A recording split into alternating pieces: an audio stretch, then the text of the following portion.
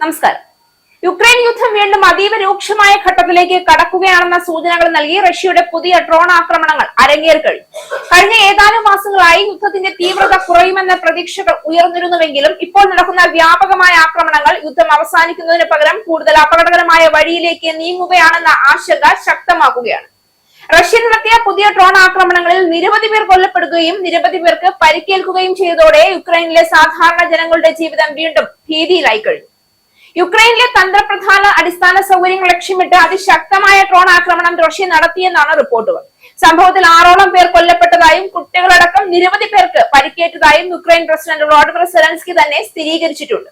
തലസ്ഥാനമായ Kyiv, Poland അതിർത്തിയിലെ പടിഞ്ഞാറൻ നഗരമായ ലിവിവ്, ഒഡീസയിലെ ബ്ലാക്ക് സീ പോർട്ട് തുടങ്ങിയ സ്ഥലങ്ങളിൽ ആക്രമണം ഉണ്ടായി എന്നും സെലൻസ്കി വ്യക്തമാക്കി. യുക്രൈനിന്റെ റെയിൽ അടിസ്ഥാന സൗകര്യങ്ങൾക്ക് നേരെ 23ഓളം തവണ ആക്രമണം ഉണ്ടായതായി പ്രസിഡന്റിന്റെ ഉപദേഷ്ടാവും അറിയിച്ചു. ബുധനാഴ്ച രാവിലെ ആരംഭിച്ച ആക്രമണം 1 മണിക്കൂർ നീണ്ടുനിന്നതായ പ്രസിഡന്റ് സെലൻസ്കി അറിയിച്ചത്. വ്യാഴാഴ്ച പുലർച്ചെയും ആക്രമണം ഉണ്ടായതായി റിപ്പോർട്ടുണ്ട്. കീവിന് നേരെ ഡ്രോൺ ബാലിസ്റ്റിക് ആക്രമണം ഉണ്ടായി എന്നാണ് റിപ്പോർട്ട്.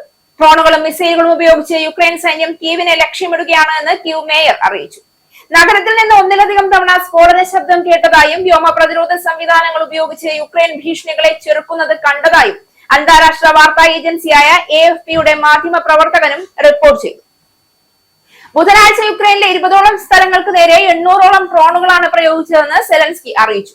യുക്രൈൻ സൈന്യം രാജ്യത്തെ പ്രതിരോധിക്കുന്നുണ്ടെന്നും റഷ്യയുടെ ലക്ഷ്യം വ്യോമ പ്രതിരോധ സംവിധാനങ്ങൾ തകർക്കുക എന്നതാണെന്നും സെലൻസ്കി ടെലിഗ്രാമിലൂടെ അറിയിച്ചു.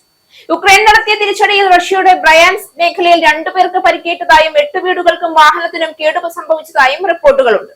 ഇതിന്റെ പിന്നിലെ രാഷ്ട്രീയ സന്ദേശം വളരെ വ്യക്തമാണ്. അമേരിക്കയും യൂറോപ്യൻ രാജ്യങ്ങളും യുക്രൈനിന് തുടർച്ചയായ സൈനിക സഹായം നൽകുന്ന സാഹചര്യത്തിൽ റഷ്യ ഇപ്പോഴും ശക്തമായി നിലകൊള്ളുന്നു എന്ന സന്ദേശം അല്ലെങ്കിൽ ഭീഷണി ലോകത്തിനു മുന്നിൽ അവതരിപ്പിക്കാനാണ് മോസ്കോ ശ്രമിക്കുന്നതെന്ന് വിലയിരുത്തപ്പെടുകയാണ്. പ്രത്യേകിച്ച് ഡ്രോൺ ആക്രമണങ്ങൾ വർദ്ധിക്കുന്നത് കുറഞ്ഞ ചെലവിൽ കൂടുതൽ നാശനഷ്ടം ഉണ്ടാക്കാനുള്ള പുതിയ യുദ്ധതന്ത്രത്തിന്റെ ഭാഗമാവുകയാണ്. അതേസമയം ഈ ആക്രമണങ്ങൾ സമാധാന ചർച്ചകൾക്ക് വലിയ തിരിച്ചടിയായി മാറുകയാണ്. കഴിഞ്ഞ ദിവസങ്ങളിൽ തുർക്കിയും മറ്റ് രാജ്യങ്ങളും മധ്യസ്ഥതയ്ക്ക് ശ്രമിച്ചിരുന്നുവെങ്കിലും ഈ ആക്രമണങ്ങൾ കാരണം വിശ്വാസം പൂർണ്ണമായി തകരുന്ന സാഹചര്യമാണ് ഇപ്പോൾ സംജാതമായിരിക്കുന്നത്. യുദ്ധം അവസാനിപ്പിക്കാൻ ഒരു വശത്ത് ചർച്ചകൾ നടക്കുമ്പോൾ മറുവശത്ത് ആക്രമണങ്ങൾ ശക്തമാകുന്നത് സ്ഥിതിയെ കൂടുതൽ സങ്കീർണമാക്കുകയാണ്. ഇവിടെ മറ്റൊരു പ്രധാന കാര്യം റഷ്യ ഇപ്പോൾ കൂടുതൽ ഡ്രോൺ അധിഷ്ഠിത യുദ്ധത്തിലേക്ക് മാറുകയാണ് എന്നുള്ളതാണ്. ഇറാൻ നിർമ്മിത ഡ്രോണുകളുമായി സാമ്യമുള്ള ആയുധങ്ങൾ ഉപയോഗിക്കുന്നുവെന്ന ആരോപണങ്ങളും ഇതിനകം ഉയർന്നിട്ടുണ്ട്. അതായത് യുക്രൈൻ യുദ്ധം ഇപ്പോൾ ഒരു പ്രാദേശിക യുദ്ധം മാത്രമല്ല, ലോകശക്തികളും അന്താരാഷ്ട്ര ആയുധ സഖ്യങ്ങളും നേരിട്ട് സ്വാധീനിക്കുന്ന വലിയ ശക്തിയുടെ പോരാട്ടമായി മാറിയിരിക്കുകയാണ്. ഇതിന്റെ പ്രത്യാഘാതം യൂറോപ്പിലാകെ അനുഭവപ്പെടുന്നുണ്ട്. ഊർജ്ജ പ്രതിസന്ധി, സുരക്ഷാശങ്ക, അഭയാർത്ഥി പ്രശ്നങ്ങൾ എല്ലാം വീണ്ടും ശക്തമാകുന്ന അവസ്ഥയാണ് രൂപപ്പെടുന്നത്. നാറ്റോ രാജ്യങ്ങളും കൂടുതൽ ജാഗ്രതയിലായിട്ടുണ്ട്. റഷ്യ ആക്രമണം ശക്തമാക്കുന്ന സാഹചര്യത്തിൽ പാശ്ചാത്യ രാജ്യങ്ങൾ യുക്രൈനിന് കൂടുതൽ ആയുധ സഹായം നൽകാൻ സാധ്യതയുണ്ട് എന്നാണ് വിലയിരുത്തൽ. അതേസമയം യുദ്ധത്തിന്റെ ഏറ്റവും വലിയ ഇരകൾ ഇപ്പോഴും സാധാരണ ജനങ്ങളാണ്.